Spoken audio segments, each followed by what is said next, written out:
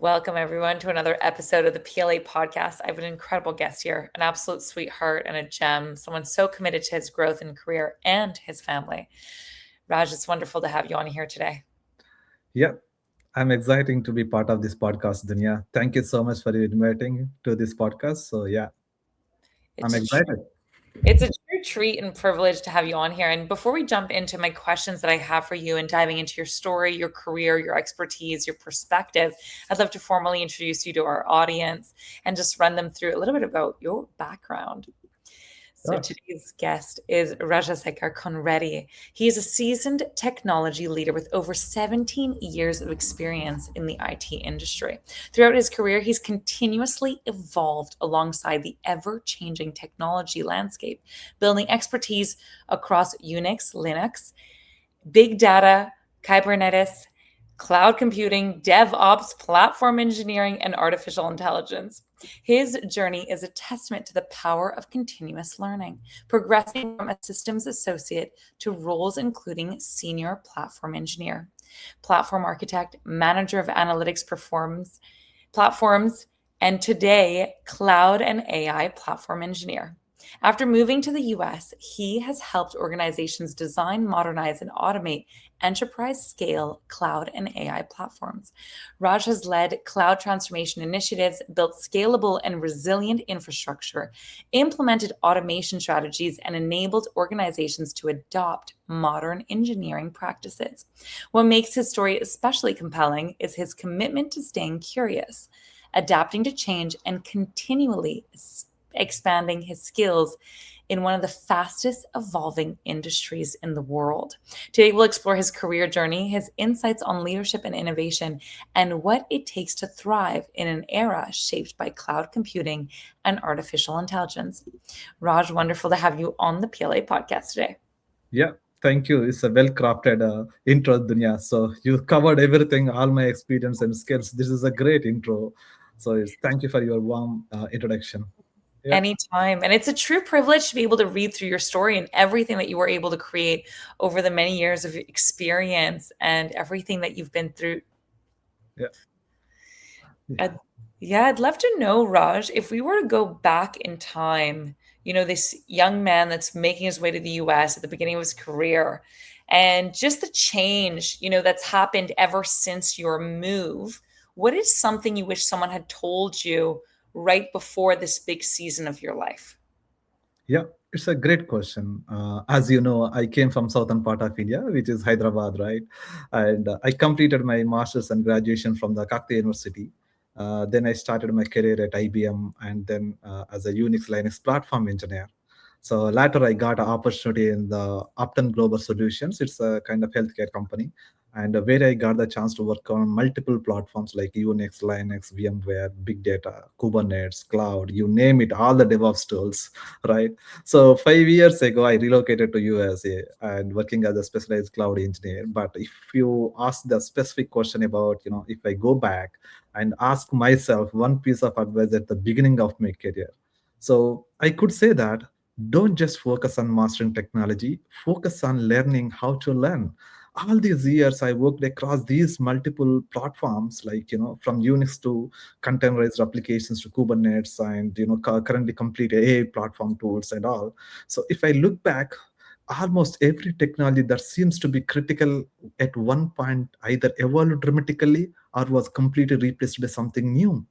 The professionals who stay relevant are the necessarily the ones who know the most of the technologies or tools. They are the ones who could adapt quickly and continues to learn. Early in my career, I spent a lot of time trying to become an expert in a specific platform like Unix, right?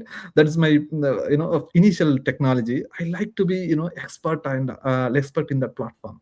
But later I realized that uh, the value come from understanding the fundamentals, like how the system work, how the applications interact, and how to solve the problems, and how to communicate to the people effectively.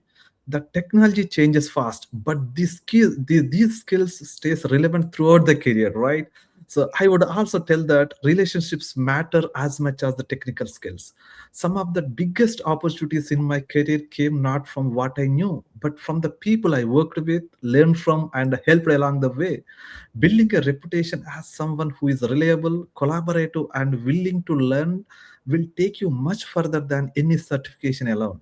So, if I like to summarize it, invest less in becoming an expert in a specific tool and more in a becoming a lifelong learner, so who can adapt to any technology and work well with the people. That mindset has helped me to navigate my 17 years of constant change in this industry, and I believe it's even more important today than when I started. Wow, Raj, this is going to be an amazing episode. We're off to such a strong start. And I love this piece around, and it's more relevant than ever, right? With technology changing so quickly. And I feel like we say the same statement, 5 years goes by, and the speed just keeps going up and up and up. Yeah. You brought such an important point is like some of the most successful people that you've seen in your industry and your career weren't necessarily the ones who knew most, but were willing to learn and to adapt and to build relationships along the way, which is not necessarily what we originally think of when we're entering the field of tech. So, if you can let me think about this question is about you asked me about uh, the single most important decision, Mhm. right? So, Yes. yeah. So, if I had to choose this single decision, is accelerated my career growth is the most. It would be making a conscious decision, never get too comfortable with what I already knew.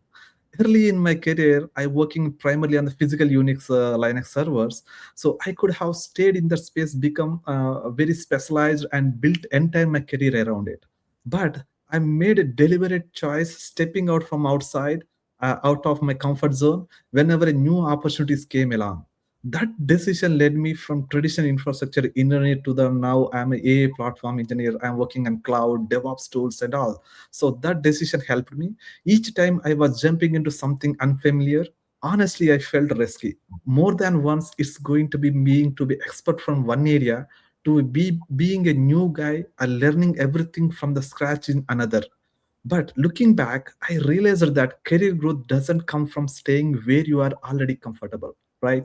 It comes from raising your hand and from the projects challenges you and push you into the new territory.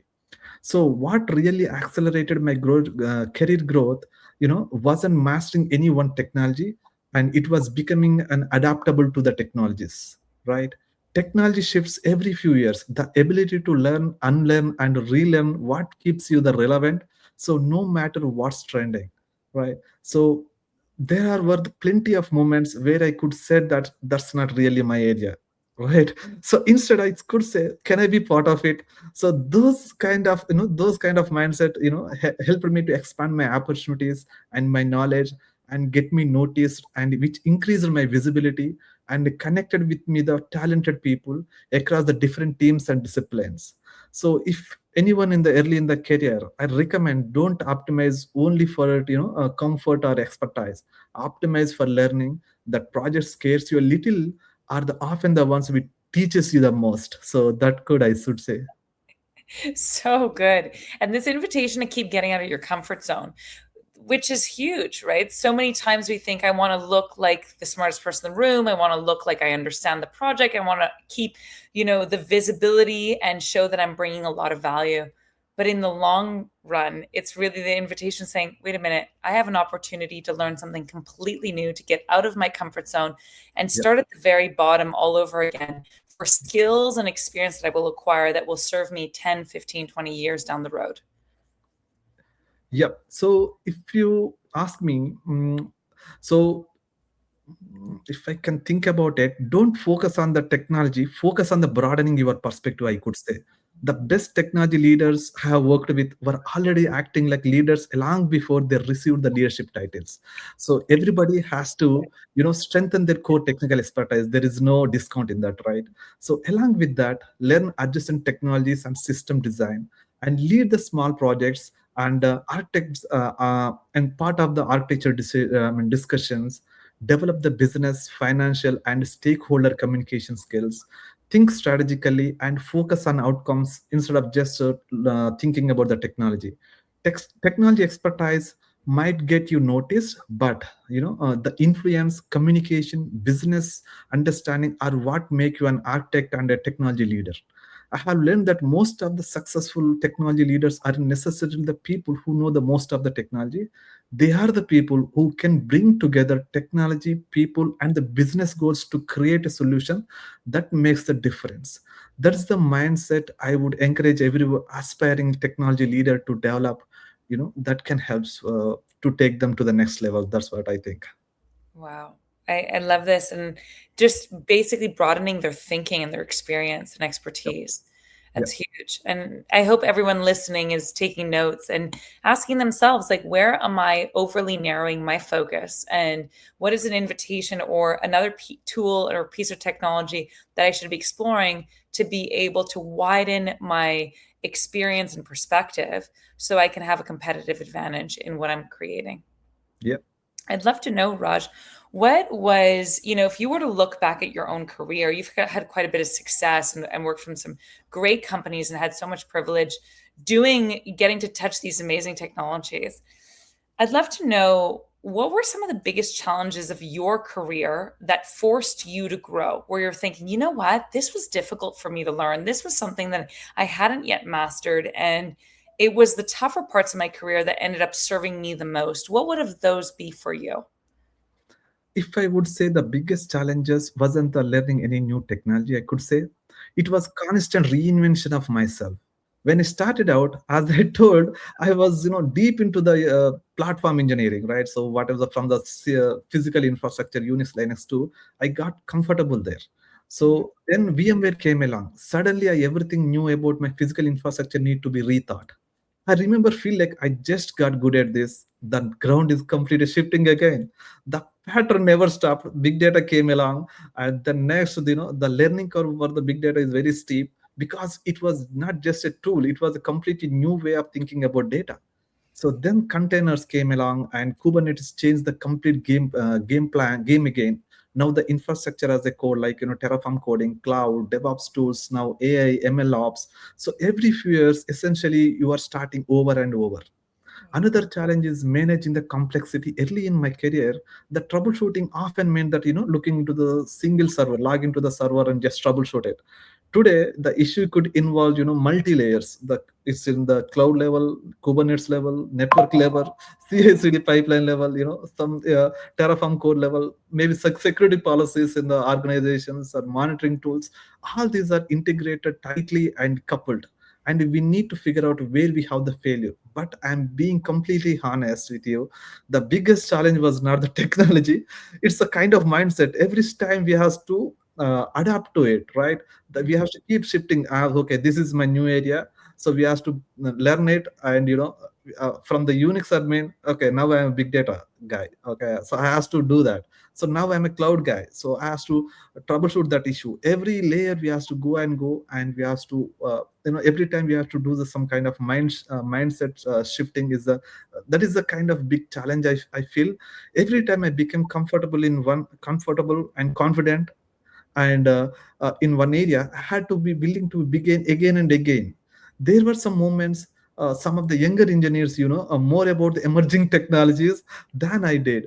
So instead of seeing that is threat, so okay, so let's learn. So we have to be in the market, so let's learn, and just, is this see it as an opportunity to learn and grow.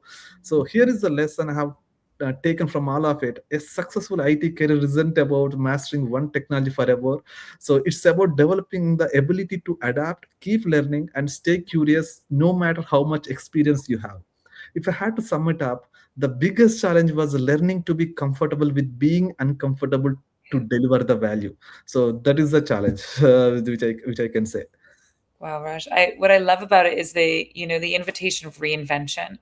And oftentimes in a career, like as we're discovering even through PLA and through working with so many of you, is this piece around the identity. Who am I today and who must I become to achieve this next level of my career? But what I love is that invitation that you brought up is, I got used to, I don't know if the word is comfortable, but used to getting out of my comfort zone and being uncomfortable and continuously putting myself in situations and opportunities where I was uncomfortable, that forced me to build that muscle of saying, don't get too comfortable here, because in a few years, in a few months, in a new project, it'll be something completely new. Yep, that's true. I'd love to know, Raj, someone like you that is got such a portfolio of experience with tech, now seeing AI hit the masses. Yeah. What is someone like you? What is your perspective, your take, your experience with what you're seeing with AI and where it's moving towards? Yeah, my perspective on AI is probably different from a lot of the AI will replace everything conversation we hear a lot today, right?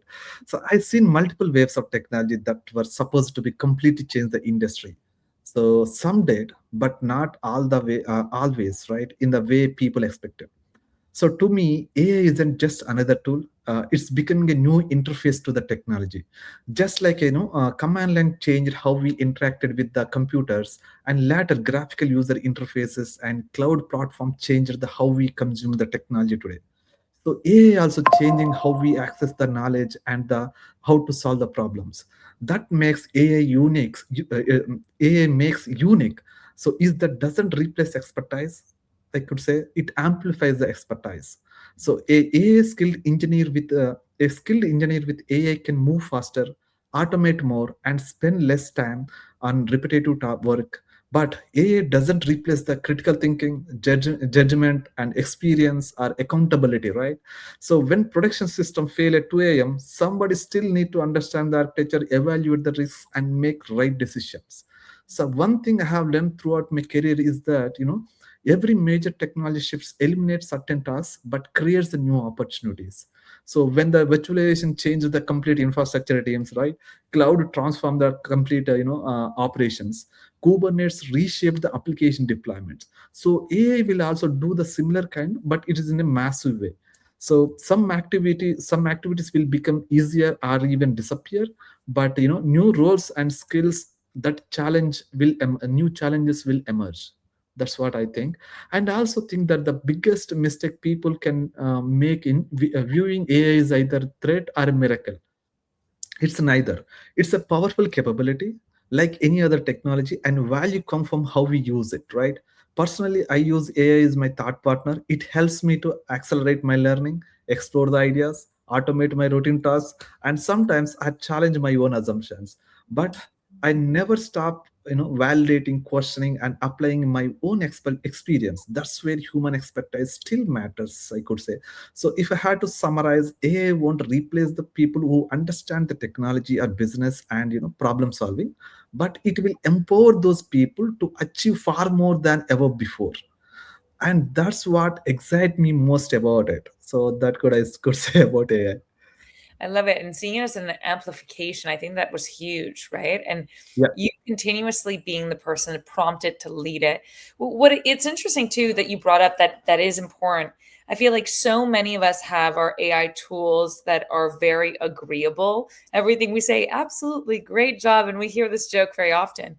But being able to prompt it or set it up in a way that challenges any assumptions or any faults within our thinking is such an invitation, and being able to use AI to the best of its abilities rather than sometimes going at a higher speed in the wrong direction. It's saying, wait a minute, let's define, track, and evaluate. Am I going in the right direction? Are there any blind spots I'm not noticing? And then move on into the next speed. Yeah, that's true. I'd love to know, Raj. My favorite question on the PLA podcast is to ask, what is the legacy and impact you're still looking forward to leave behind in the world? Oh, it's a great question, Dunya. So when I think about legacy, I really think in terms of tech. I don't really think about in terms of technology or projects or job titles. In my journey, I have learned that technology evolves so quickly that eventually every platform we work on will be replaced by something newer. So what last is that impact we have on people, right? One of the things I'm most proud of throughout my career is helping others to grow, whether that's mentoring the junior engineers or sharing knowledge with the teams or helping someone to gain confidence to take a challenging project. So professionally, I have been fortunate to work across many generations of technology, from physical infrastructure, Unix server, to now container and AI platforms, right? So in my dream is to continue to bridge the gap between the experienced professionals and the next generation of talent, right? So the technology can sometimes feels overwhelming, especially with how fast AI, cloud, and automations are changing the landscape. I also believe that the success isn't measured only by what we accomplish for ourselves, but by how many people we help along that way. If I had to summarize my legacy in one sentence, it would be, I want to be remembered not for the technologies I worked on, but for the people I empowered, the knowledge I shared, and the opportunities I helped to create for the others. So that's all about I can say. Oh, beautiful, Raj, and such a touching way to put it. Absolutely. Being able to use your expertise, your skills, and the tools available at your disposal to have a true impact, and how many lives you can touch in the process. Yeah, that's true. Incredible. On the PLA podcast, of course, I want to ask you, what originally drew you to a community and opportunity like PLA in the first place? So in this community, this is yeah. So after joining the PLA, I have got very good proximity. I taking up the one good habit, I could say, journaling every day morning. I'm writing journaling. What are the tasks for today? So that helps me a lot. So the journaling thing is the very powerful thing, and the gratitude thing is another. These are the two. This looks very simple but very powerful, very effective, and it gives you the lot of confidence and lot of clarity. So that one I could say after I joining it. love it. I love that these tools are so simple and yet so many of us forget to practice them, right? And then yet when we are in a space where there is proximity and the rest of the community is so committed to these small actionable steps that through consistency will build up the momentum for growth and opportunity, is incredible what can happen. Like you said, like clarity that lands from simple practices that are being put in place that we stick to. Yeah, And when we're in a community with proximity with people that are just as much the go-getters and committed and driven, amazing things can happen. yeah, that's true. It's been an absolute treat having you on the PLA podcast today, Raj. I wanted to thank you for your insights, for your wisdom, for your experience, for your expertise, everything. Thank you so much, Dinesh. Nice talking to you, really. I feel very exciting. I was very happy to speak to you today. Yeah, it's Uh, nice. it's a true treat. And for anyone that's tuning in to this very first episode of the PLA podcast and has never heard of PLA, the founders continuously host the workshop that Raj and I have both attended. I've attended more times than I can count. And this is the way where the founders end up giving back to the community. So I tell everyone, even if you never hear of PLA again, I recommend to everyone to pop into this incredible workshop and get some great value from it if it is for you. So I'll put a QR code on the screen in case you are curious and just want to find out a little bit more of this workshop that is totally free, gifted by the founders as a gift to the community. So you'll be able to find all the information right then and there. And I want to thank you, Raj, for your incredible presence on the PLA podcast and hopefully have you on again as a guest soon. Yeah, I'm excited, waiting for that. Yeah, Looking forward to it as always. And to everyone tuning in, thank you once again for your presence, for your time, and looking forward to seeing you all for the next PLA podcast. yeah, sure. See you soon.